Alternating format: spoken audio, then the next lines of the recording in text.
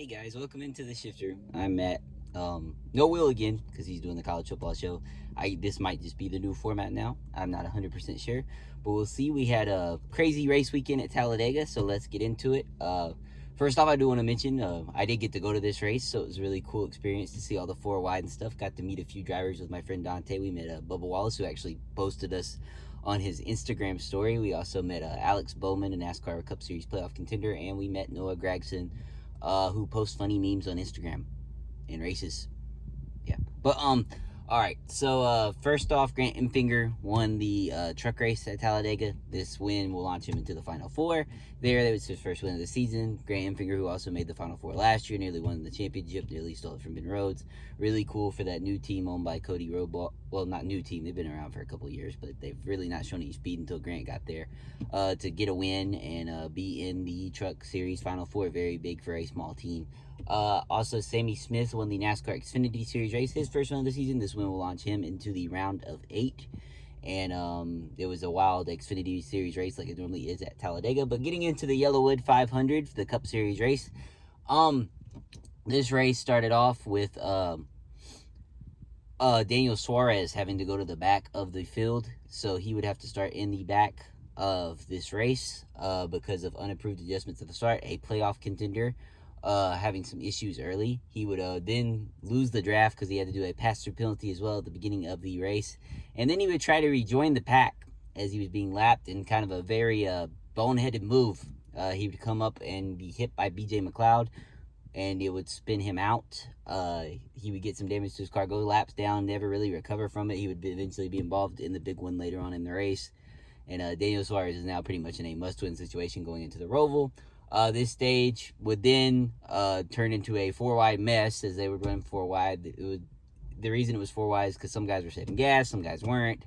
Kind of just what super speedway racing has been this year. It's been a fuel-saving game, but it was a lot different here at Talladega. It was really cool to see everybody hold a 4-wide line. And coming out of this stage with the stage win would be Chris Buescher. Chris Buescher would get the stage win in stage 1. Not a playoff guy, so no points really awarded there. Stage 2 would then start. It'd be a little calmer. It'd be more of the 2-line that we've been used to. There would be some fuel saving. There would be some 3-wide in there. Again, we got to see our first green flag pit cycle of the day. The Daniel Suarez caution ended that in the first stage, so we didn't get that. Here in this stage, we would get the first green flag pit cycle, and Martin Truex Jr., not a playoff contender anymore as he was eliminated in round 1, but in his final Talladega start would spin entering the pit lane, and I jokingly said in the stands it was his sexy slide. I am very funny, guys. Remember in the first few Shifter episodes where I just continuously called Martin Truex Jr. sexy? Call back in real life. But he's kind of, All right, but here, stage 2 would come down after the green flag pit stops. Chevy has kind of mastered this art of saving enough gas and getting good pit stops at the super speedways that would allow Chase Elliott to be lofted towards the front. Austin Cindric, who'd been up front all day with the Fords, would be on his outside. They would duel for about the last 20 laps of the stage, going back and forth, back and forth, back and forth. And this would give Austin Cindric a stage win, and it looked like it might be a shot for Austin Cindric to launch back into the top 8 here, and it looked like it was going to be a fruitful points day for Chase Elliott as well. So now we will get into stage 3, which the Fords again kind of made their way towards the front, but we saw several different people leading the stage. I mean, both Rick Ware cars led, Corey LaJoie and Cody Ware. Bubba Wallace led at points in this stage. Austin Cindric again. We saw the RFK Ford or Brad Keselowski make his way towards the front. We saw Joey Logano after being involved in a wreck. I forgot about the wreck at the end of stage 2. Yes, coming to the line at the end of stage 2, Ryan Blaney was spun out by Alex Bowman, going right into Ross Chastain, ending both of their days. Another bad playoff run for Brian Blaney as he had one in the first round at Watkins Glen.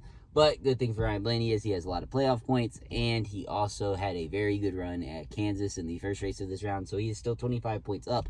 And the chaos that happened at the end of this race also did help Ryan Blaney keep that cushion to the cut line. But then as the stage moved on, we knew about the green flag pit stops, and again, the Chevys kind of ruled that with Ricky Stenhouse and Chase Elliott. But then the bottom lane with the Fords of Austin Cindric, who again showed that he had good speed here. At the end of the stage, his pit crew was there, had Brad Keselowski, Austin Cindric, and Joey Logano all lined up. The top line had Chase Elliott and Ricky Stenhouse lined up, and they were dueling the lines again. It looked like we were going to have a pretty similar finish to Talladega in fall of 22, where it was the dueling lines between Ryan Blaney and Chase Elliott came out on top. But that's not what we got, as really an accordion effect would happen. Todd Gilliland bumped Joey Logano bumped Brad Keselowski, and then Brad Keselowski bumped Austin Cindric, and it sent Austin Cindric up the track into the side of Ricky Stenhouse Jr. Ricky Stenhouse would save it and take the lead of the race, and Brad Keselowski would avoid the wreck, but pretty much everybody behind them would crash, including Chase Elliott. Christopher Bell got a little piece of it. Pretty much anybody you could think of was in this wreck. 28 different cars, the biggest wreck in Talladega history, in a race where it didn't look like we were going to get that big one. We got the huge one instead. Several playoff drivers were in this. Chase Briscoe and Joey Logano, namely, could not continue. Well, Chase Briscoe did continue, but they had to tow him. They did the same thing with Chase Elliott, and they had to get the tires. You know, the next-gen car and its wonderful tires. But, this has pretty much put Chase Briscoe and Joey Logano almost a must. Well, Chase Briscoe isn't a must-win situation. Joey Logano is 13 points behind Chase Elliott, who's at the cut line right now, and 14 points behind Tyler Reddick. So I think he could still get in. Tyler Reddick also got a piece of this because, like I said, everybody and their mama got a piece of this. But that did not sound right, like, at all. I'm sorry. That's a heavy pause. I didn't mean it in that context. I'm so sorry. But so then we get after some weird NASCAR officiating here, choosing to put it back under yellow flag for red flag when they were still trying to get cars out of the grass. It was a whole deal, but they've never really gotten it right with this whole next-gen tire thing. I know Joey Logano was really pissed off about it, but the thing is, Joey Logano's car couldn't continue anyways, so I don't know why he was so pissed off. Joey Logano just likes to be pissed off sometimes, I guess. But we'd get back going here, and it'd be Ricky Stenhouse versus Brad Keselowski with the dueling lines on the green-white checkered. And they would go back and forth, until we got into the tri-oval. William Byron would pull to the outside of Ricky Stenhouse Jr. They'd come to the line. Ricky Stenhouse Jr. would win his first win since the Daytona 500 last year. Another non-playoff driver win. This has got to be the most ever in the playoff era. There's 3 of them now, with Chris Buescher won at Watkins Glen. Last week at Kansas, Ross Chastain won, and now Ricky Stenhouse Jr. wins at Talladega. He had a really cool celebration. He jumped into the crowd. It was really cool. He climbed the fence. But I think a big takeaway from the final lap is manufacturer orders are kind of, getting out of hand a little bit. We're becoming a little bit like F1 at the end of these super speedway races, because Kyle Larson was told not to push Brad Keselowski to the win, and what he let off in the tri-oval. It ruined all Brad Keselowski's momentum. And yes, guys, Kyle Larson was here at the end of a super speedway race. He got through that 28 car wreck, of all people. But that's just, I think that's got to stop. I don't think that's really great for the sport, but, they got to look out for them sometimes, so I kind of get it. After the whole Parker Retzlaff situation for the Coke Zero Sugar 400 at Daytona, I do think that this might be getting a little bit out of hand, and maybe NASCAR can do something about that in the future. But the top 10 in this race was Ricky Stenhouse won. Second place was Brad Keselowski. Third place, William Byron. Fourth place was Kyle Larson. Coming home in the 5th position was Eric Jones, getting his first top 5 finish of the season, and Legacy Motor Club's first top 5 finish of the season. Coming home in the 6th position was Christopher Bell. Coming home in 7th was Justin Haley. His first top 10 finish was Spire, and his second Spire start. Coming home in the 8th place was Austin Dillon. Coming home in 9th was Bubba Wallace. And coming home into our close personal friend, by the way, Will, we met Bubba Wallace before you, me and Dante. Hope you're watching this. I'm just kidding, Will. You'll meet him at some point. But 10th place was Denny Hamlin. Good day for him, and he was kind of screwed. He was left kind of outside of the draft after the pit cycle, so that huge win kind of saved him from being below the cut line again.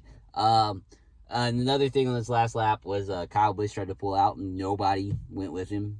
Like, nobody wanted to get out of the 2-line train. I know that was another big controversy, so another super speedway race that leaves Kyle Busch fans kind of pissed off at the end. Hopefully he'll get that win to extend the streak, but it's kind of looking less and less likely with each week. I feel like this was, in a lot of people's eyes, his best shot left, but they've kind of picked up speed everywhere, so I think he does have a chance for sure to win any of these races that are left.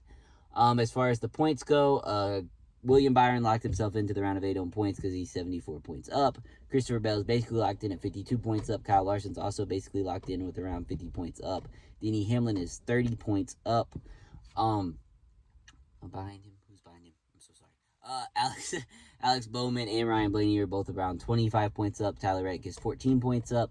Chase Elliott is 13 points up. Joey Logano is 13 points below. I think he is the only person below the cut line that could possibly break into that round of 8 without getting a win at the Roval.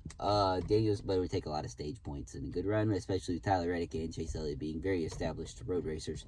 Daniel Suarez is 10th right now, 20 points out. Austin Cindric is 26 points out, and Chase Briscoe is 32 points out. I'm sorry if any of those numbers are off. I just tried to do that off the top of my head. So it should be a very interesting, captivating Roval race. As far as this race and how it compares to the other Super Speedway races this season, I think it was a pretty decent race. I think it was better than what we saw at the spring in Talladega, where it was just fuel saving constantly. I'm happy that some guys decided to get out and race.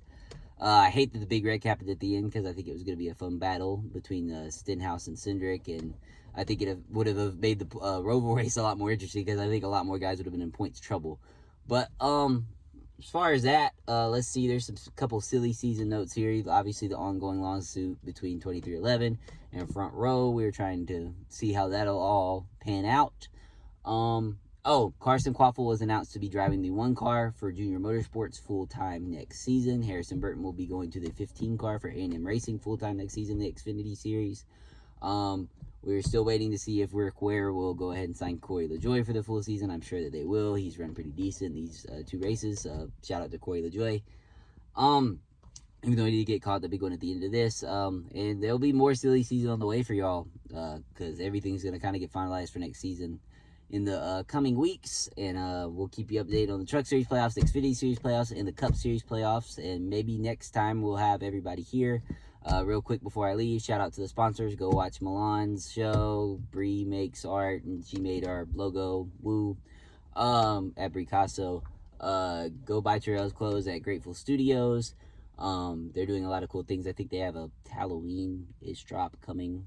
Don't quote me on that. Just go look at the Instagram and see what he's got. And go watch Ken and Ant's YouTube. Ant has a new video coming out tomorrow or today, depending on when this is uploaded, because I am recording it kind of late on in the day, so I don't know if we'll be able to get it up in time.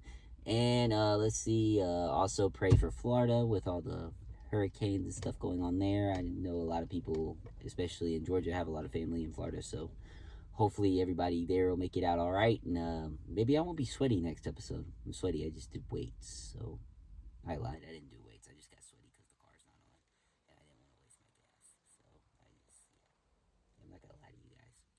Like Will, I'm just kidding. He doesn't lie to you guys either, allegedly. But all right, thanks for watching. I've been Matt, and I'll see you next week with the Roval episode. Should be a fun one. See you.